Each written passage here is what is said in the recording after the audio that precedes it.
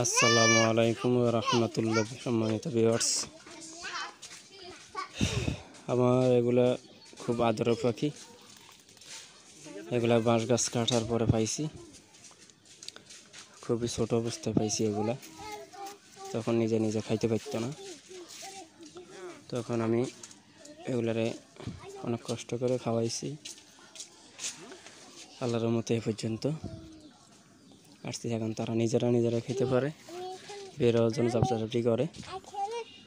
তবে এগুলা আসলে আমি শখ করে রাখছি। এখনও ইচ্ছা আছে সাইডা দিব এক সময়।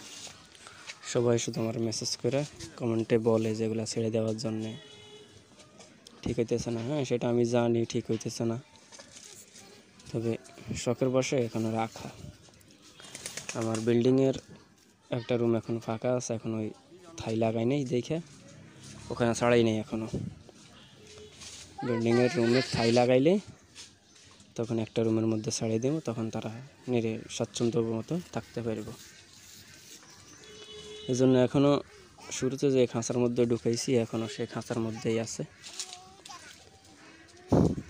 অদ্যবধি তারা আমার কাছে আছে।